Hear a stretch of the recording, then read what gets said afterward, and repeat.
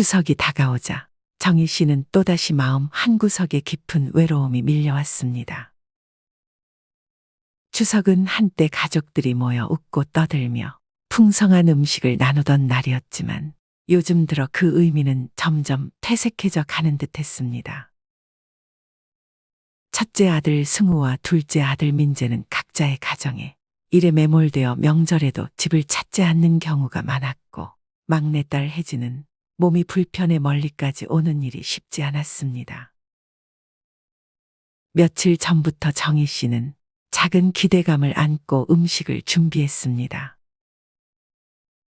비록 자식들이 올지 확실치 않았지만 혹시라도 찾아올지 모른다는 생각에 떡을 빚고 전을 부치며 분주하게 움직였습니다.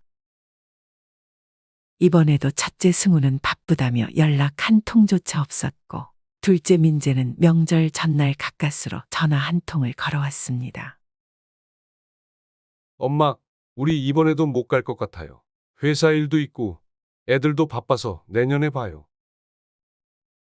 정희 씨는 힘겹게 대답했습니다. 그래, 알았다. 너희도 고생 많다. 하지만 마음속 깊은 곳에서는 서운함이 쌓여갔습니다. 내년에도 또 이런 핑계를 댈 게 뻔하다는 것을 알고 있었습니다. 자식들이 한 해 한 해 명절을 이유로 집에 오지 않는 것이 이제는 당연하게 여겨지는 듯했습니다. 하지만 옆집은 달랐습니다. 정희 씨는 아침부터 옆집 창식이네 자식들이 명절을 맞아 찾아온 모습을 보았습니다. 차가 집 앞에 들어서고 자식들이 부모에게 선물 보따리를 들고 내려오는 모습을 보며 가슴이 덜컥 내려앉았습니다. 차를 세우고 내리는 가족들, 함께 웃으며 명절 인사를 나누는 모습을 보는 것은 이제 정희 씨에게 고통스러웠습니다. 자식이 있다는 사실이 부끄럽게 느껴질 정도였습니다. 저녁상을 물리고 나서 정희 씨는 남편에게 조심스레 말을 꺼냈습니다. 그래, 낮에는 어딜 갔다 오신 거요? 남편은 퉁명스럽게 대답했습니다. 가긴 어딜 가?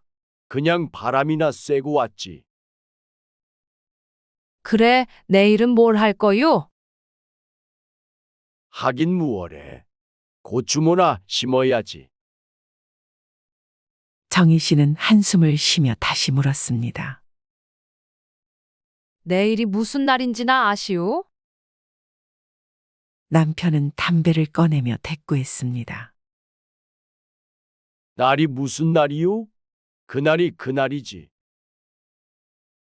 정희 씨는 가슴이 답답해졌습니다. 내일이 추석이잖아요. 옆집 창식이는 자식들이 벌써 다 와서 북적거리는구먼.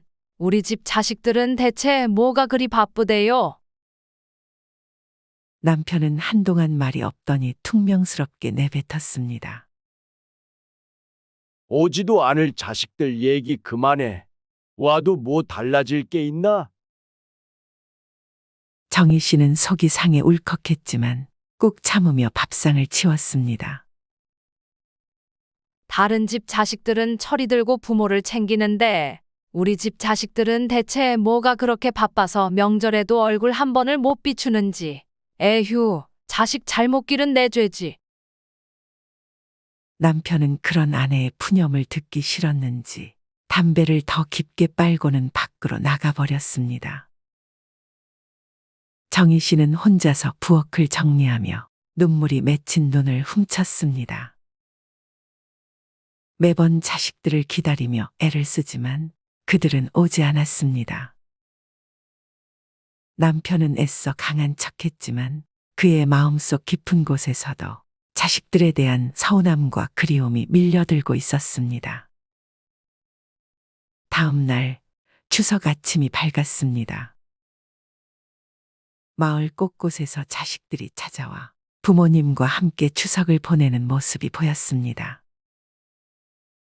차들이 이 집 저 집에 들락거리며 웃음소리가 들려왔습니다. 아침부터 요란한 소리가 들리자 정희 씨는 무거운 마음을 안고 남편을 찾으러 나갔습니다. 어디 가셨대? 고추 뭐 심는다더니 비닐하우스에도 없고. 그녀는 여기저기 남편을 찾아다니다가 광에서 낯선 보따리 2개를 발견했습니다. 궁금한 마음에 보따리를 열어보니 그 안에는 참기름 1병과 고춧가루, 그리고 엄나무 껍질이 들어 있었습니다. 큰아들 승우가 관절염으로 고생하는 걸 알고 남편이 미리 준비한 것이었습니다. 또 다른 보따리에는 참기름과 민들레 뿌리가 들어 있었습니다. 둘째 아들 민재가 간이 좋지 않다는 걸 알고 챙긴 것이었죠. 정희 씨는 눈시울이 붉어졌습니다. 남편이 자식들이 오지 않더라도 혹시나 올까 싶어 그들의 건강을 위해 미리 준비해 둔 것이었습니다. 그 마음을 생각하니 가슴이 아팠습니다. 자식들이 오지 않더라도 남편은 여전히 자식들을 위해 모든 것을 준비하고 있었습니다. 정희 씨는 마을 어귀로 나가보았습니다. 남편은 동네 장승배기에 앉아 저 멀리 마을 입구만 멍하니 바라보고 있었습니다. 구부정한 허리와 초췌한 모습으로 자식들이 오기만을 기다리고 있었습니다. 정희 씨는 남편의 옆에 다가가 시치미를 떼고 물었습니다. 여기서 뭘 하고 있어? 고추모는 안 뽑고. 남편은 대답 없이 먼 곳만 바라보았습니다. 정희 씨는 남편의 손을 잡고 말했습니다. 청승 떨지 말고 어서 갑시다. 자식놈들이 안 오던 게 어제 오늘 일도 아니잖아. 오늘도 안 올 것 뻔한데 왜 그리 기다려요? 남편은 묵묵히 일어나 아내를 따라가면서도 자꾸만 뒤를 돌아보았습니다. 정희 씨는 속상한 마음에 한마디 덧붙였습니다. 아무리 기다려도 안 오는 자식복이 어디서 생기겠쇼. 그냥 없는 듯이 살아요. 남편은 헛기침을 하며 쓸쓸하게 대꾸했습니다. 그렇긴 한데 그래도 혹시나.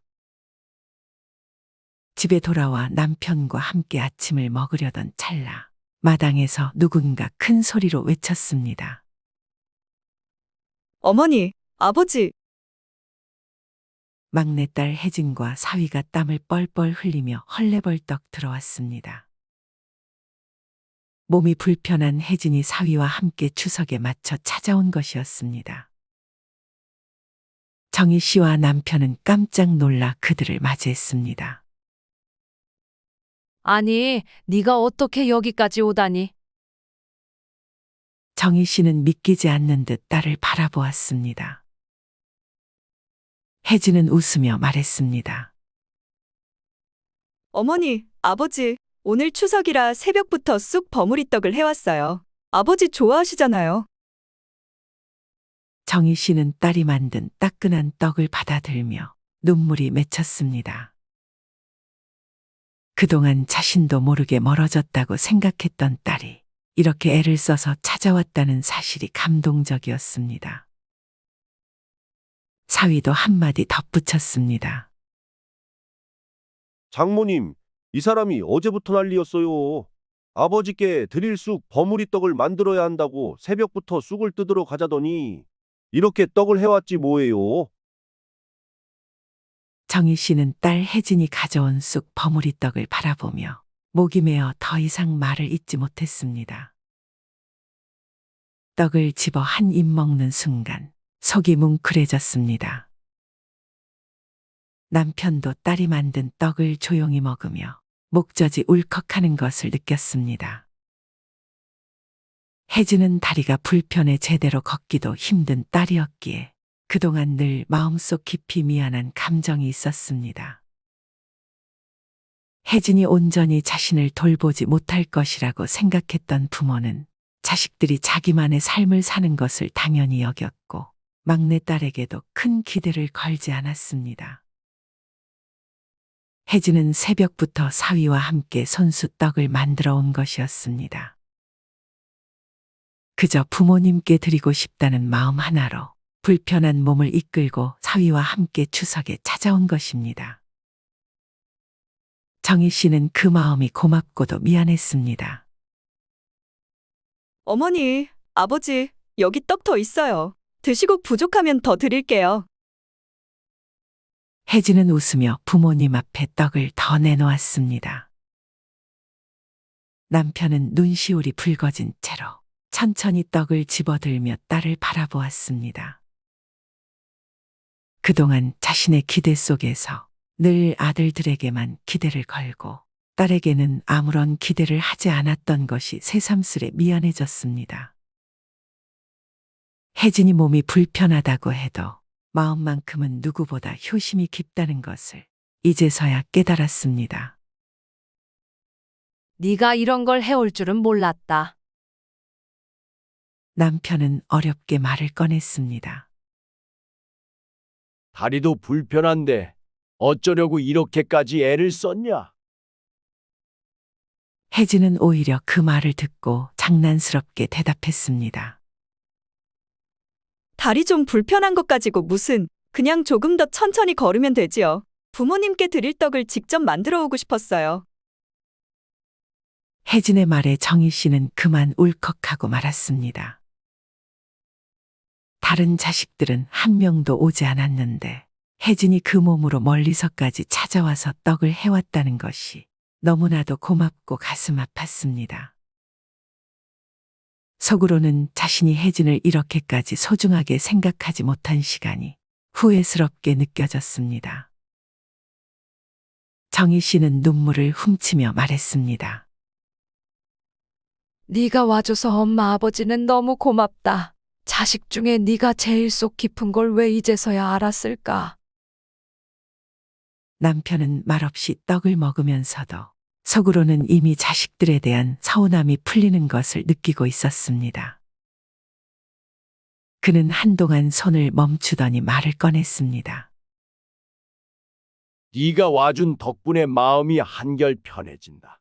아들놈들은 다들 바쁘다고 핑계만 대는데 이렇게 찾아와 주니 네가 우리한테는 더 고맙다.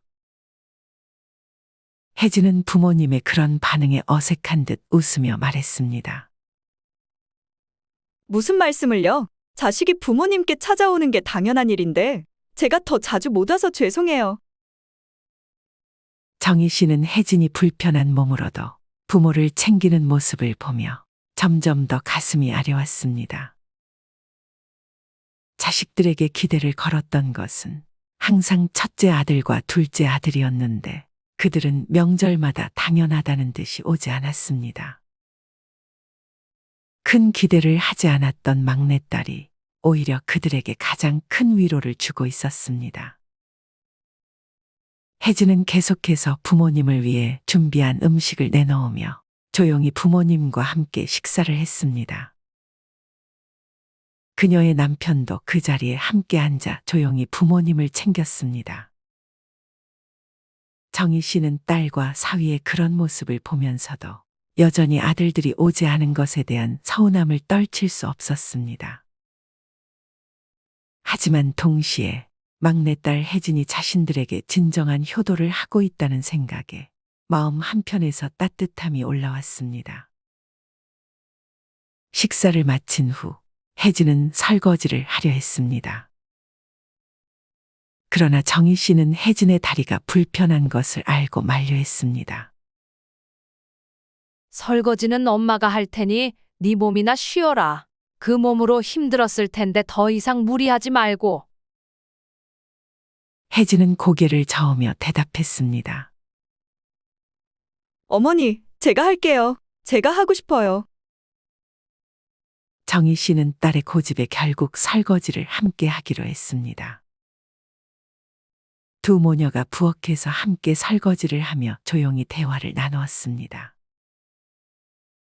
그동안 쌓였던 마음속 이야기가 조금씩 풀려나가고 딸과의 대화는 정희 씨에게 큰 위로가 되었습니다. 부모님과 함께 시간을 보내며 혜진은 조용히 자리를 지켰고 그 모습에 남편도 마음이 한결 가벼워졌습니다. 다른 자식들이 오지 않았지만 그 한 명의 딸이 부모님의 마음을 채워주고 있었습니다. 그날 저녁 혜진과 사위는 다시 먼 길을 떠나기 전에 부모님께 인사를 드렸습니다. 어머니, 아버지, 저희는 이제 그만 가볼게요. 몸 건강하시고 또 올게요. 혜진이 떠나기 전 정희 씨는 그녀의 손을 꼭 잡고 말했습니다. 다음에 또 올 필요 없어. 그저 건강하게 네 자리에서 행복하게 살아줘. 그것만으로도 엄마는 충분하다. 혜진은 부모님의 손을 꼭 잡으며 눈물 글썽한 얼굴로 웃었습니다. 어머니, 아버지도 건강하세요. 다음에 또 찾아뵐게요. 그렇게 혜진과 사위는 먼 길을 떠났고 정희 씨와 남편은 다시 조용한 집에 남게 되었습니다. 그러나 그날 밤 정희 씨는 혜진이 다녀간 것만으로도 마음이 따뜻해진 것을 느꼈습니다. 그리고 남편 역시 딸의 존재가 이렇게나 소중하다는 것을 다시금 깨달았습니다. 정희 씨는 딸 혜진과 사위가 떠난 뒤 한참 동안 그들이 앉아있던 자리를 바라보며 생각에 잠겼습니다. 혜진이 몸이 불편한 딸이라는 이유로 부모에게 큰 기대를 받지 못했던 시간들이 떠올랐습니다. 남편과 정희 씨 모두 아들들에게 더 많은 기대를 걸어왔지만 결국 막내딸 혜진이 가장 먼저 찾아와 부모의 빈 마음을 채워준다는 사실이 놀랍기도 하고 마음 한편으로는 미안함이 가득했습니다. 정희 씨는 한숨을 내쉬며 부엌으로 갔습니다. 딸과 사위가 떠난 집은 다시 고요해졌고 쌓인 설거지를 마저 하려고 했지만 손이 잘 움직이지 않았습니다. 마음은 따뜻해졌지만 몸은 여전히 피곤했습니다. 딸과 함께한 짧은 시간이었지만 그 시간이 정희 씨에게는 오랫동안 기억에 남을 따스한 추억이 될 것임을 느꼈습니다. 그때 밖에서 남편이 천천히 집으로 들어오는 소리가 들렸습니다.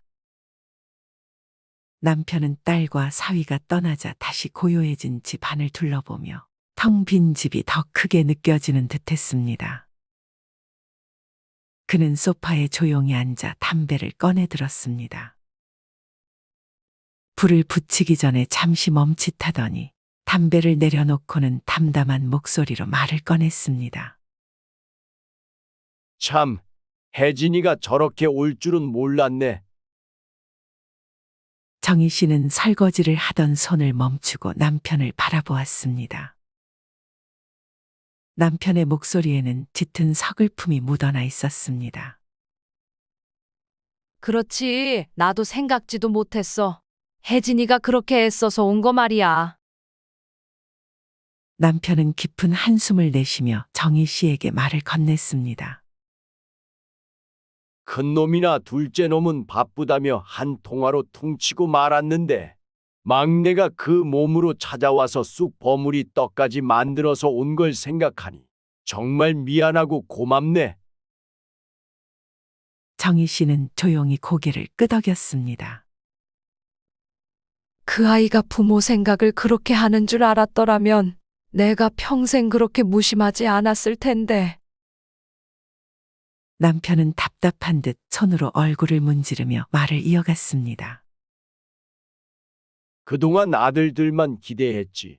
혜진이한테는 큰 기대를 안 걸었잖아. 그냥 그 몸으론 뭐 할 수 있을까 싶어서 미안한 마음이 가득하구먼. 정희 씨도 그 말을 들으며 깊이 공감했습니다. 막내딸이 부모를 위해 그렇게 애써준 것에 대해 감사하면서도 과거의 딸을 제대로 챙기지 못한 죄책감이 몰려왔습니다. 나도 그래요. 혜진이가 부모 생각을 그렇게 할 줄은 몰랐어. 아들들한테만 기대 걸고 혜진이는 그냥 저 혼자 잘 살기만 해주면 된다고 생각했는데 남편은 다시 한숨을 내쉬며 묵묵히 담배를 입에 물었습니다. 그는 그동안 자신이 아들들에게만 기대어왔던 것이 잘못된 생각이었음을 깨달았습니다. 정작 기대했던 아들들은 추석에도 오지 않고 부모를 위해 할 일을 외면한 채 자신의 일만 중요하게 여겼지만 혜진은 정성을 다해 부모를 챙겨주었습니다. 남편은 그 사실이 한편으로는 기뻤지만 또 다른 한편으로는 자식들을 잘못 대했던 과거에 대한 후회로 가슴이 답답했습니다. 그래도 혜진이 덕분에 마음이 풀렸어. 아들놈들이 안 와서 그리 서운했는데 혜진이가 찾아와줘서 참 다행이지. 정희 씨는 조용히 남편의 말을 들으며 그저 고개를 끄덕일 수밖에 없었습니다. 자식들이 부모에게 주는 기쁨이 이렇게나 큰데 그 기쁨을 딸에게서 받게 될 줄은 몰랐습니다. 아들들이 오지 않아서 서운했지만 혜진이 찾아온 것만으로도 그 마음이 충분히 채워지는 듯했습니다. 내가 참 딸을 그렇게 소홀히 대했던 게 후회가 된다. 남편은 씁쓸한 표정으로 정희 씨를 보며 고백했습니다. 다른 집 자식들 다 오는 거 보면서 우리 자식들은 뭐가 그렇게 바쁜가 싶어서 화도 났는데 결국은 그 몸 불편한 딸이 부모 생각해서 찾아온 거 보니까 참 내 마음도 복잡하네. 정희 씨는 그런 남편의 말에 조용히 동의했습니다. 그럼 앞으로 혜진이한테라도 더 신경 써야겠지. 그래도 자식 중에 제일 마음 씀씀이가 깊은 아인데. 남편은 담배를 내려놓고 천천히 고개를 끄덕였습니다. 그래야지. 이제는 혜진이도 더 자주 불러서 챙겨야겠어. 아들들은 자기 일 때문에 바쁘다지만 부모에게도 더 신경을 써야지. 혜진이 같은 자식이 있어서 그나마 다행이지. 정희 씨는 남편과 한참 동안 이런저런 이야기를 나누며 그동안 쌓여있던 서운함을 풀어갔습니다. 아들들이 오지 않은 것에 대한 실망은 컸지만 딸이 부모를 잊지 않고 찾아와 준 것만으로도 큰 위로가 되었습니다. 그날 밤 정희 씨는 침대에 누워 딸이 찾아온 기억을 되새기며 생각에 잠겼습니다. 그 몸으로도 부모에게 무언가를 해주고 싶어 했던 혜진의 마음이 너무 고마웠고 그 마음을 진작 알지 못했던 자신이 미안했습니다. 비록 큰 기대를 걸지 않았던 딸이었지만 정희 씨는 혜진이야말로 자식들 중 가장 마음이 깊고 부모를 생각해주는 자식이라는 사실을 다시금 깨달았습니다. 한편 남편도 침대에 누워 눈을 감았지만 쉽게 잠이 오지 않았습니다. 딸이 보여준 효심의 마음이 훈훈해지면서도 한편으로는 아들들에 대한 서운함이 여전히 가시지 않았습니다. 하지만 남편은 결국 자식을 다 키우고 나면 부모의 마음이 이토록 외로워질 수밖에 없다는 사실을 받아들이기로 했습니다. 추석이 지나고도 남편과 정희 씨는 종종 혜진과 사위가 찾아왔던 그날을 떠올리며 위로를 받았습니다. 비록 아들들은 바쁘다는 핑계로 명절에 찾아오지 않았지만 혜진이 보여준 그 작은 정성은 오랫동안 두 부부의 마음을 따뜻하게 해주었습니다. 부모는 여전히 아들들에게 서운함을 품고 있지만 딸의 진심 덕분에 그 서운함을 덜어내고 조금 더 기쁜 마음으로 일상을 살아갈 힘을 얻었습니다.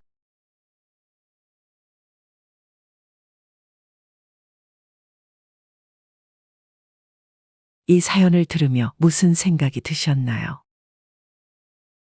정말 가슴 한켠을 뭉클하게 하는 사연입니다.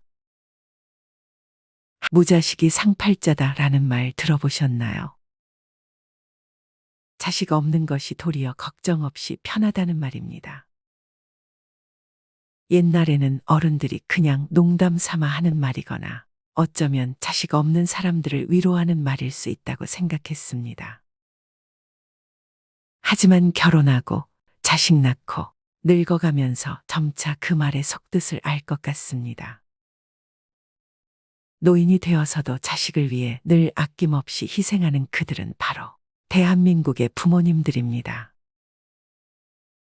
부모들은 자식이 태어난 순간부터 자식을 위해 평생 희생하고 헌신하며 삽니다. 외국의 경우는 일정 나이가 되면 홀로 독립해서 자신의 삶을 꾸려 나가는 경우가 대부분이지만 우리나라의 경우는 결혼을 시키는 것까지 부모가 책임져야 합니다. 이처럼 혼신을 다해서 자녀들의 뒷바라지를 하고 나면 부모에게 남는 것은 거의 없습니다. 부모 자신들을 위한 노후 대책은 생각할 여유가 없는 것이지요. 그렇다고 예전처럼 자녀가 노후에 부모를 부양하는 것도 아닙니다. 자식은 키우는데 공도 들지만 때론 삶 자체를 좌지우지하는 존재이기도 합니다.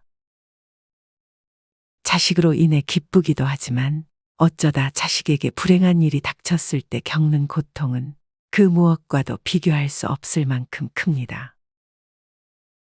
요즘 남에게 말 못하는 가슴앓이를 하며 사는 부모들이 너무도 많습니다. 잘 나가는 아들은 내 아들이 아니고 빚진 아들은 내 아들이다라는 말이 있듯이 자식들은 부모에게 필요한 것이 있을 때만 전화하고 찾아옵니다. 자식에게 모든 것을 주는 부모가 되어서는 안 됩니다. 하지만 자식들이 사업한다, 뭐 한다는 이유로 부모에게 돈이 필요하다고 손을 내밀면 그걸 무시할 수 있는 부모는 과연 몇이나 될까요? 그나마 경제 능력이 있으면 다행입니다. 하지만 일할 능력이 없는 부모들은 빚 갚을 길이 막막하기만 한데요. 대부분의 부모는 여윳돈의 일부를 주는 것도 아니고 대출을 받아 자식한테 돈을 주게 됩니다. 나의 모든 것을 주었는데 결국 돌아오는 건 아무것도 없습니다. 한국의 부모는 자식 사랑이 남다릅니다. 내 자식과 관련한 일이라면 그 상대가 어떤 존재이건 온몸을 던져 방어하고 자신은 부족하고 힘들게 살더라도 자식만은 더 나은 길을 걷게 하고 싶어 합니다. 그 과정에서 종종 나를 상실한 채 오로지 자녀에게 올인하는 모습을 보이기도 합니다. 부모의 보호와 배려, 허용과 일방적인 물질 제공에 익숙해진 자식은 결코 부모를 존중하지 않습니다. 자신이 무엇을 해도 자신이 받게 될 혜택은 크게 다르지 않다는 걸 본능적으로 아니까요. 따라서 자식은 적어도 성인이 되어 홀로 서기가 가능해진 이후부터는 철저하게 남처럼 독립적으로 대하는 게 좋습니다. 우리는 부모 자식이라는 특별한 환상을 지니고 있습니다. 마치 태어나면서부터 엮인 운명적인 관계인 것처럼 다른 사람은 몰라도 적어도 부모, 자식에게는 하지 말아야 하는 말이나 행동이 존재하는 것처럼 말이죠. 하지만 부모와 자식 간의 관계도 그저 수많은 인간관계 중 하나일 뿐입니다. 따라서 그 대응도 일반적인 인간관계에서의 내 판단과 결정을 그대로 적용하시면 됩니다. 이렇게 하지 못하면 부모가 자아를 잃게 됩니다. 내 삶과 내 미래, 내 취향과 내 행복을 고민해도 모자랄 시간에 자식에 관해 걱정하거나 고민하며 그것을 해결하기 위해 에너지를 사용하고 있다는 건 엄청난 시간과 에너지 낭비입니다. 그 시간과 에너지를 나를 위해 쏟았다면 지금보다 훨씬 더 나은 삶을 살고 있을 겁니다. 자식은 부모 인생의 성적표도 아니고 부모가 노후에 받을 보상도 아닙니다. 이제 와서 생각해보면 자식은 어려서 품 안에서 재롱부리며 부모를 웃게 해준 것으로 효도를 다 한 것이란 말이 딱 맞는 말인 것 같습니다. 때론 기쁘고 벅찬, 때론 씁쓸하고 고달픈, 러나 돌아보면 결국 내 인생의 매 순간을 추억으로 채워주는 고마운 존재라고 생각하세요. 자녀를 정확하게 남의 위치에 두었을 때 내가 어떻게 말하고 행동할지를 상상하고 실행하시면 쉽게 해결될 겁니다. 그런 실행 자체가 오히려 자녀의 건강한 삶을 위해 도움이 됩니다. 가족을 위해 나를 포기하거나 희생하는 것이 마치 미덕인 것처럼 포장되는 것은 우리 어머니들 세대까지로 충분합니다. 자식보다 남편보다 내가 먼저여야 합니다. 양보나 희생은 내 마음이 넉넉하고 풍족할 때 하시면 됩니다. 세상에서 가장 중요한 건 나이고 지금 나에게 가장 소중한 사람이 바로 내가 아끼고 관리해야 하는 대상입니다.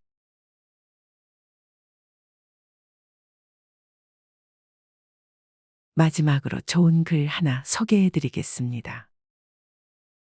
이 글을 들으면서 여러분들이 살아온 인생을 한번 돌아보시길 바랍니다. 이젠 나 스스로를 사랑해야 한다. 우리는 이 세상에 올 때 혼자였다. 갈 때도 동반자가 있을 리가 없다. 사람으로 사는 것은 필경 외로운 일일 것이다. 고독을 즐기다가 새로운 인생을 만난 사람도 있고 오랜 동행의 종지부를 찍은 사람도 있다.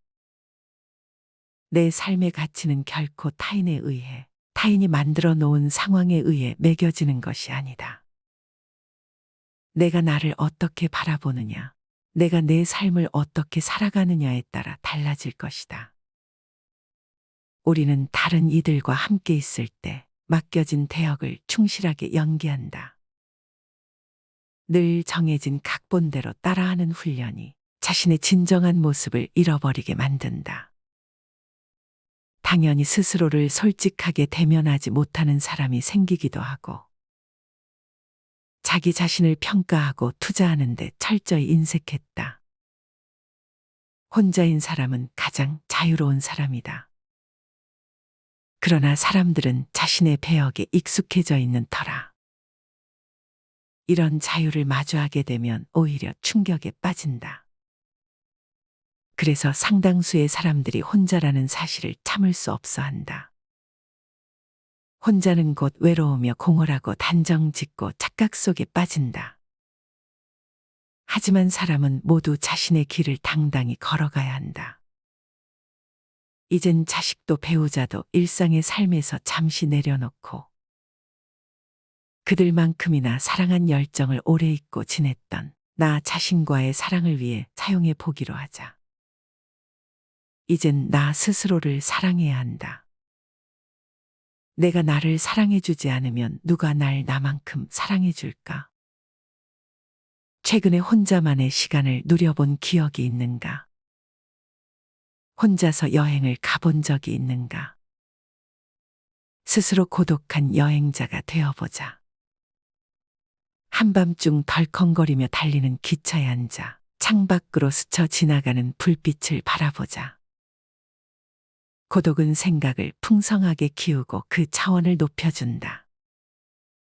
많은 생각이 부담스러운가? 생각이 많은 것은 좋은 일이다. 그것을 조용히 음미할 때 우리의 영혼은 성장한다. 열심히 가정을 지키면서 살아온 나 자신을 마음껏 칭찬하자. 열심히 일하면서 지나온 내 삶을 한껏 사랑하자. 정성껏 마음 주고 걸음 좋은 내 이웃들을 중심으로 사랑하며 칭찬하자. 이젠 이만하면 쉴 자격 충분하니 더 이상 달려가지 못하더라도 달래고 추스릴 시간을 주자. 수고했다. 애썼다. 육신이 너덜너덜해질 만큼 약해진 나 자신에게 위로와 칭찬과 용기를 보내주자. 욕심부리고 때를 쓰고 푼 나 자신조차 따스하게 보듬으며 이해해주자. 잠시 거울 속에 내 얼굴을 정면으로 쳐다보자. 노화를 느낀 언젠가부터 자세히 보기 싫어진 내 얼굴이지만 오늘은 거울 속에 내 얼굴을 정면으로 뚫어져라 바라보자. 10년 전, 20년 전, 30년 전 사진의 내 얼굴을 생각하며 구석구석 찬찬히 현재의 내 모습을 바라보자. 저렇게 늙어가는구나.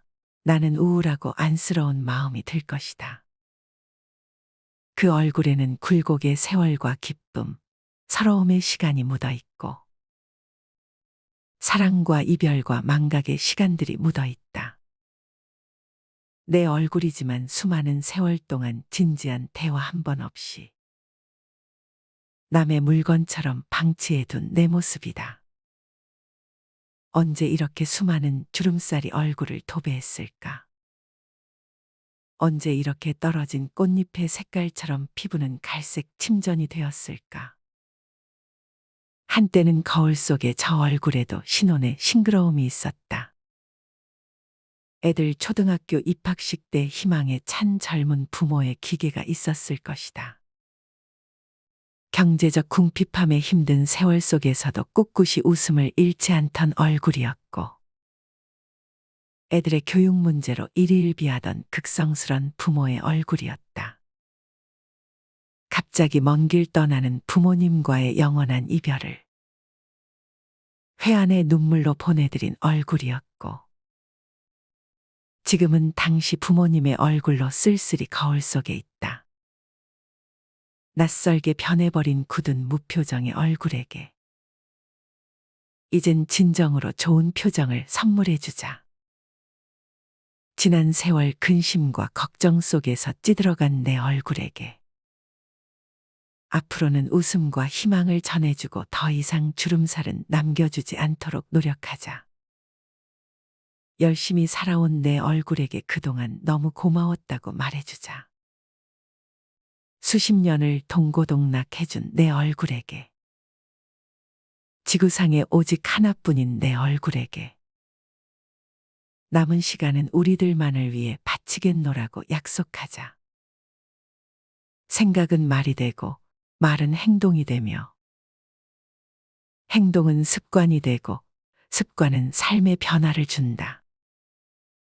어떤 생각을 하느냐에 따라 인생이 달라진다. 내가 나를 사랑하지 않으면 남들 또한 나를 사랑해주지 않을 것이다.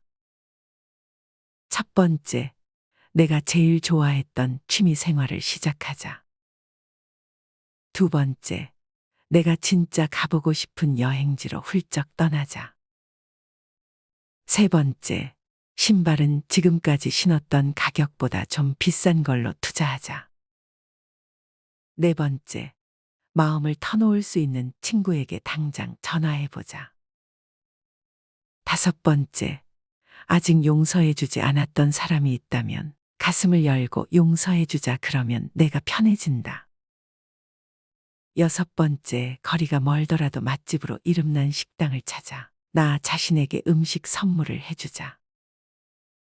일곱 번째, 매일 아침 눈을 뜨는 순간 나는 사랑받기 위해 태어난 사람이고 지금 이 순간이 가장 행복한 사람이라고 외치자. 이 글을 읽은 모든 사람이 과거에 어떻게 살았던 지금 당장부터 행복했으면 한다. 거울 속의 낯선 나를 이젠 진정 사랑하는 대상으로 친하게 지내며 먼 훗날 영원한 안식 여행을 떠날 때 너와 나 우리는 행복한 삶을 살았다고 말할 수 있었으면 얼마나 좋을까. 내가 먼저 내 얼굴을 사랑해라고 말하고 바로 행동을 했으면 합니다. 나를 없인 여기지 말고 위대하고 또 위대한 소중하고 귀한 사람이 당신임을 잊지 말고 살았으면 합니다. 나는 지구상 하나뿐인 내 얼굴을 사랑합니다. 왜냐하면 한평생 희노애락을 같이 경험하며 살아온 얼굴이니까요. 이제는 늦기 전에 인생을 즐겨라. 아주 오래 살 것처럼 행동하면 어리석다. 걷지도 못할 때까지 기다리다가 인생을 후회하지 말고 몸이 허락하는 한 가보고 싶은 곳 여행하라. 혹시 병 들더라도 겁먹거나 걱정하지 마라. 태어나서 늙고 병들고 죽는 것은 누구에게나 오는 것 아닌가. 몸은 의사에게 맡기고 목숨은 하늘에 맡기고 마음은 스스로 책임져야 한다. 자식들이나 손자에 관한 일은 눈으로 보고 귀로 듣기만 하고 입은 꼭 다무셔라. 자신이 자신을 최고로 여기고 자신을 대접하며 살다가 생로병사에 순응하며 살자. 머물듯 가는 것이 세월인 것을